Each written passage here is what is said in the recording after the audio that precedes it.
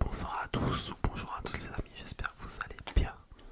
On se retrouve aujourd'hui dans une nouvelle vidéo débrief de la Ligue 2 et principalement de l'Estac. J'espère que cette vidéo vous plaira. Si c'est le cas, n'oubliez pas de vous abonner, de lâcher un petit like et un petit commentaire, ça ferait plaisir. Nous allons commencer tout d'abord avec les résultats de la Ligue 2. Alors déjà on va parler de la journée du samedi 4 novembre 2023. La 13e journée de Ligue 2. Donc c'est la 13e journée de Ligue 2. On a eu Saint-Étienne contre le Paris FC. Donc 1-0 pour Paris FC. Un peu étonnant comme victoire du Paris FC au vu du niveau qu'ils ont déjà quand on les affrontait. C'est un peu étonnant mais bon, soit. Ensuite on a eu Annecy contre le stade Lavallois. Et il y a eu 3-1 pour le stade Lavallois. Pas étonnant, toujours premier. Ensuite Angers-Valenciennes. Donc il y a eu 2-0 pour Angers. Angers qui continue sur sa lancée. Ils sont bien joués, ils sont chauds. Franchement, ils sont chauds. On a eu Bastia contre Bordeaux. Donc il y a eu 3-1 pour Bastia. Donc Bordeaux qui continue de couler et qui prend la 17e place, c'est-à-dire 17e place synonyme de relégation malheureusement. Ensuite on a eu 3 contre Caen. Donc 2-1 pour 3. La victoire après des années d'attente. Mais on va en reparler bien sûr. Dunkerque contre Amiens. 1-0 pour Amiens. J'ai une connaissance qui est au match Amiens-Dunkerque qui s'occupe des caméras, de la télé, de tout ça. Il m'a dit que c'était vraiment un match assez nul. Mais bon, on voit une victoire d'Amiens, 1-0. On peut continuer. On a eu Concarneau contre Pau. Ah non, Pau, il a été reporté. Ça a été reporté. On a visité à cause de la tempête, des tempêtes, de tout ça, tout ce qui se passe en Bretagne. Il y a eu Grenoble contre Ajaccio. Donc il y a eu 3-0 pour Ajaccio. Ajaccio, futur adversaire de l'Estac. Ça va être compliqué. Ça va être très compliqué. Ensuite on a eu QRM contre Rodez. Donc il y a eu 3-1 pour QRM. Qui gagne. Voilà pour les résultats. Et nous avons lundi le Guingamp-Auxerre terminé cette journée de Ligue 2 BKT. Maintenant nous allons passer au classement de cette Ligue de BKT. Stade Lavallois qui garde sa place, première place, comme d'habitude ça change pas avec 29 points. Deuxième Angers avec 26 points, à 3 points juste derrière, ils sont pas loin. Saint-Étienne qui perd une place, qui se retrouve avec 24 points, après 2 points du deuxième, la place de la montée. Voilà, la JOCR 4ème et Grenoble 5ème. Voilà pour les 5 premières places. Ensuite, nous allons passer aux 4 dernières places. Bordeaux 17ème, ce qui fait un peu mal pour les Girondins, pour le gros club que c'est. Quevillon en 18ème, mais qui gagne une place. Dunkerque qui prend la 19ème. Et Valenciennes qui se retrouve dernier de ce championnat de Ligue 2 BKT, malheureusement pour eux. Étant donné qu'il n'y a pas eu de match nul à la 13e journée, peut-être que lundi, demain, parce que là on tourne la vidéo le dimanche, donc il y a un match demain. Peut-être que demain il y aura un match nul, on verra bien. Mais c'est vrai que c'est rare les journées sans match nul. Ouais, ça c'est étonnant, mais bon. Maintenant, on va passer au sujet principal de notre vidéo. C'est l'Estac, le match d'hier, donc du samedi, contre Caen. Voilà, et bien sûr, victoire de l'Estac après des mois, Des cinquantaines d'années, on n'est pas vu ça. interminables. Après le boycott, enfin plein de choses. Kisnorbo qui était pas là ce soir. On va revenir, Pas là. là-dessus, mais On va en parler. je suis encore choquée, j'en reviens pas. On ne revient pas, personne ne revient, je crois. Ouais, c'est pour nous un truc de dingue quoi d'avoir une victoire en plus à domicile. J'étais plus habitué. Pourtant, c'est juste J'étais vraiment choquée, vraiment. une victoire en Ligue 2, pourtant. Ça devrait être normal. En vrai, ça devrait être normal. Mais bon, ça T'es fait. arrivé à un point de désespoir inimaginable. Malheureusement. Voilà, un petit peu d'ASMR quand même. Pendant ce temps-là,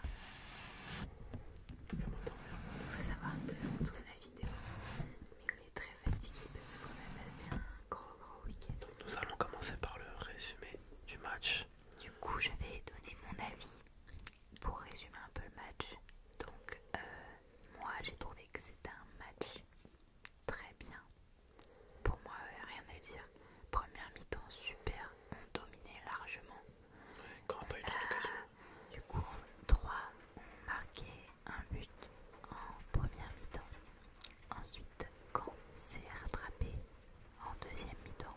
Voilà, en marquant un autre but derrière 3. Et ensuite 3 miraculeusement a remarqué un 5 deuxième minutes après, but. je crois même pas.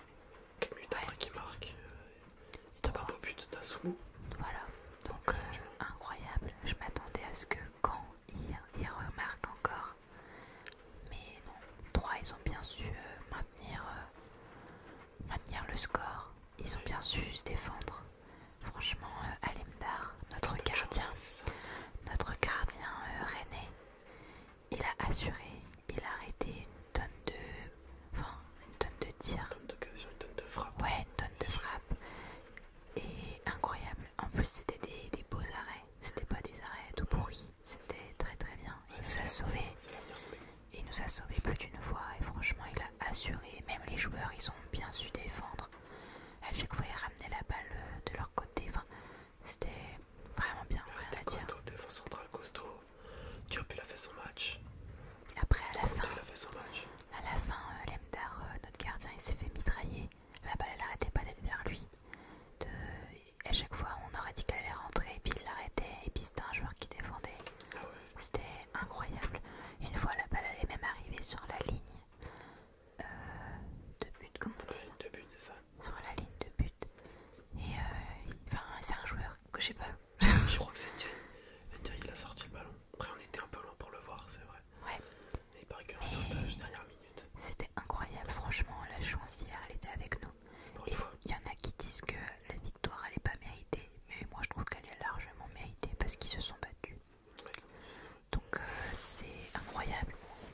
Ça redonne de l'espoir, bien sûr, pour la suite. J'espère gagner des points prochainement et remonter dans le classement. On va pas dire objectif Ligue 1, on va pas abuser, mais on va dire objectif top 5, top 10. Voilà. Non, objectif entre la 7ème et la 13ème place. Voilà. Cette saison, c'est bon. Donc, pas trop demander des fois. Voilà. Pour moi. Voilà, donc moi ça. Désolée, je m'exprime pas trop bien parce que le langage du foot, moi, je m'y connais pas trop. Du coup, je dis avec mes mots. Voilà. Moi, je trouve qu'elle s'exprime très très bien. Voilà, pour moi, je trouve que ça a été un match. Voilà, ils ont été très très combatifs. Ils ont été bons en première, en deuxième mi-temps. J'ai pas de mauvais joueurs à retirer, sur le match. J'ai pas de Diop qui a fait un mauvais match. J'ai pas de. Pour moi, ils ont tous bien joué en fait. Franchement, ils ont tous donné en première mi-temps, en deuxième. C'était plus compliqué en deuxième, mais ils sont tenus quand même. On peut pas leur retirer ça. Ils sont battus, ils sont jeunes. Et voilà, ils ont réussi à enfin gagner un match. Parce que ça faisait 1 an que j'avais pas fait une victoire à domicile. Parce que j'étais pas là contre le stade Lavallois. Et ça faisait depuis, je crois que c'était novembre ou octobre 2022. J'avais pas fait une victoire au stade de l'Aube.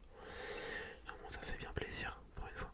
Et ça fait tellement plaisir de voir de la joie aussi dans les yeux des joueurs. Je me disais, là ça va les chauffer. J'espère vraiment que ça va les chauffer pour la suite. Et que même le public, il faut arrêter le boycott, j'espère. Parce que c'est vrai que ça manque. C'est vrai que ça manque. Hier, ça faisait bizarre d'être au match sans les supporters. Mais après, au moins on pouvait un peu plus se concentrer. Parce que quand on chante, on voit que 20 minutes du match, on va dire.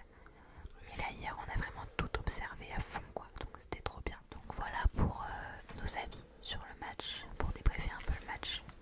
Première mi-temps, super. Deuxième, un peu plus compliqué, mais on a su maintenir le score à 2-1.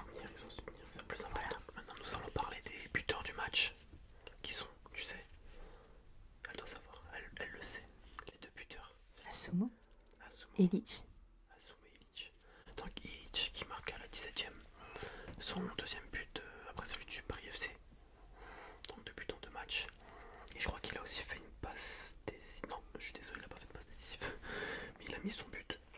Et passe de Abdou Condé. Par contre, Abdou Condé, c'est bien sa deuxième passe décisive en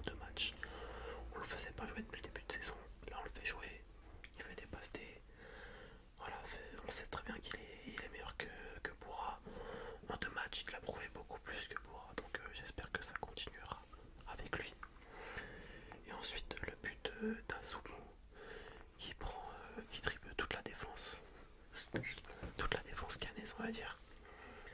Et voilà, ça finit au fond des filets. Le petit jeune qui est très très critiqué nous fait mentir. Donc tant mieux pour lui, ça fait plaisir.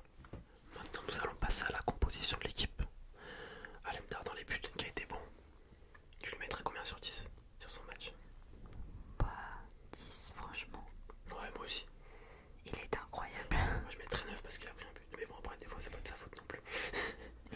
Et puis le but qu'il a pris était pas terrible. On va dire qu'ils ont eu de la chance. Je crois qu'il y a eu un contre. Ça a été contré, ça va rentrer dans le but donc il peut rien faire.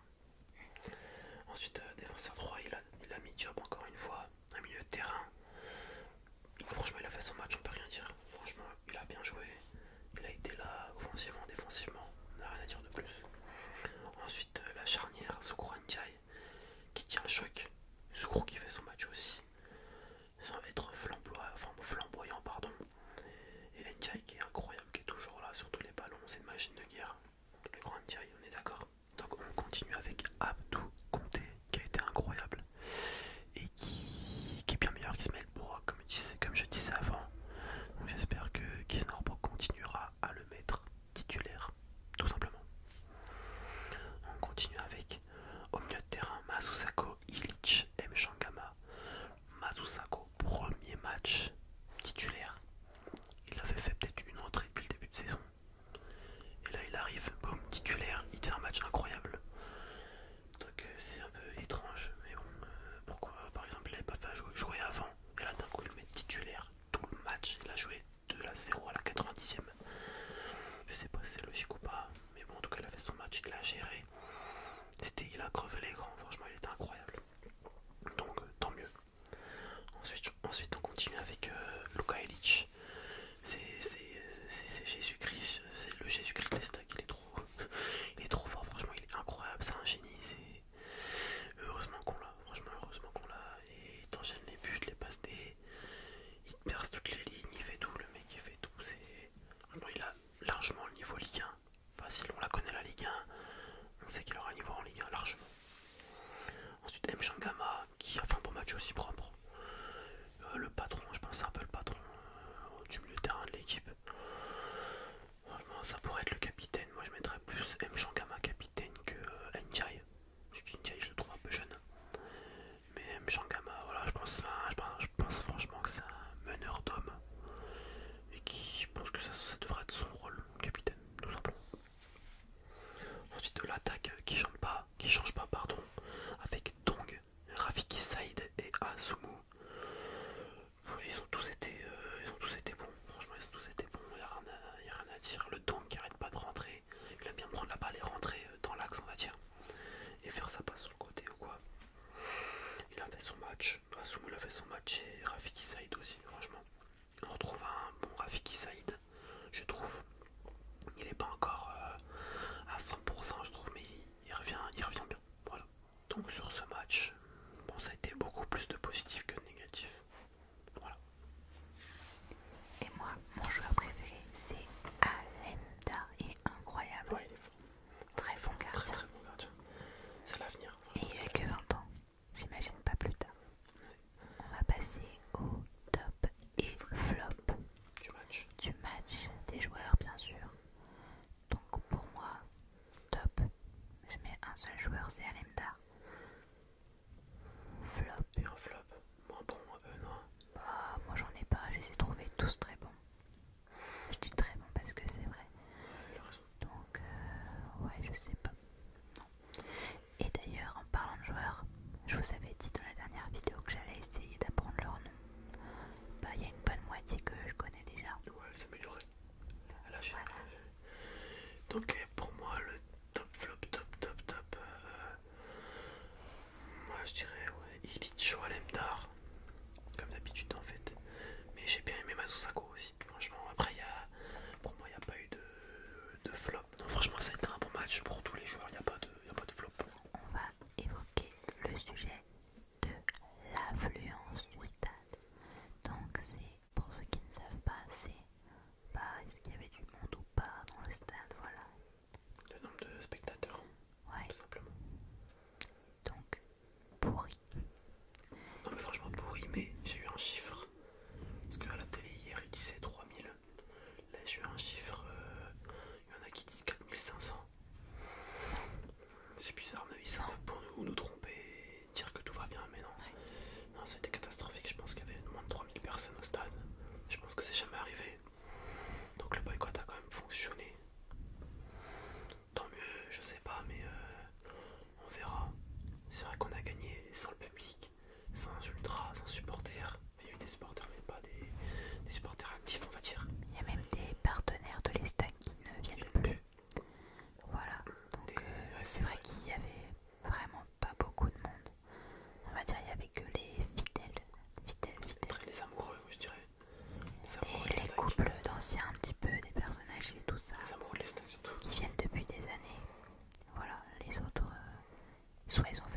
soit ils s'en foutent parce qu'on est en Ligue 2. C'est vrai qu'il n'y avait pas Kisnorbo, notre entraîneur, parce qu'apparemment, d'après une source de l'Estac, eh ben il était malade, il aurait peut-être le Covid. Voilà, c'est ce qu'apparemment ils disent, mais bon, on sait pas. Donc voilà, du coup c'était l'entraîneur adjoint qui fait partie du personnel de Kisnorbo. Il fait partie du personnel de Kisnorbo. Bah, c'est coach adjoint. Voilà. Il y en avait deux, je crois. Donc franchement, bah nickel. Ouais, il a géré ça. Est-ce que c'est un signe? Moi je trouve que c'est peut-être un signe. Je sais pas, c'est un signe. Il n'y avait pas les supporters non plus pour stresser les joueurs. Parce que c'est vrai qu'on peut les stresser parfois, on dit des choses pas très motivantes. Ce qui peut se comprendre parce qu'on est en colère. On était en colère, moi j'y suis plus. T'es plus en colère, toi? Moi il suffit d'une victoire, j'oublie tout. On est quasi relégable encore, mais elle est pas. Ça m'a motivé. Non, mais c'est vrai, mais. Ça a motivé tout le monde, je pense. Sauf les râleurs qui vont dire oh non, on a de la chance. Ah, donc je suis un râleur. Ouais. Jamais content, les gens. Jamais content. Non, mais en fait, après, il faut revenir avec les stats. On a concédé 22 tirs dans le match. 22 tirs. On a fait que 8 tirs dans le match. Donc on peut dire qu'on a eu un peu de chance sur le match, c'est réel. Mais voilà, la chance tourne. Pour une fois, on a de la chance. Ce qu'on n'avait pas depuis le début de saison, et peut-être que la chance sera avec nous de plus en plus. Ce que j'espère en tout cas. On va parler du prochain match. Ajaccio 3. Ajaccio qui a gagné 3-0 à l'extérieur. T'as dit quoi? Ça va être compliqué. 3-0. Ajaccio qui a gagné 3-0 à l'extérieur ce week-end. Là on va aller jouer chez eux. Qu'est-ce que ça va donner? Je ne sais pas. Avec notre ancien attaquant là-bas, Touscar. Je sais pas. Franchement, un match nul là-bas je prends direct. Mais bon, on préfère quand même une victoire, on est d'accord? Ouais, après moi je pense vraiment que cette victoire contre Caen, ça les a vraiment motivés quoi. J'espère qu'ils vont revenir complètement changés, complètement... Ça fait du bien quoi. Ouais, vraiment j'espère que là ils vont être comme des flèches, qu'ils vont réussir. Même un match nul ça me ferait plaisir. Voilà, j'espère juste pas qu'ils vont perdre parce que s'ils perdent ça va encore les redémotiver, ça va redémotiver tout le monde. Donc ce serait bien au moins un petit match nul.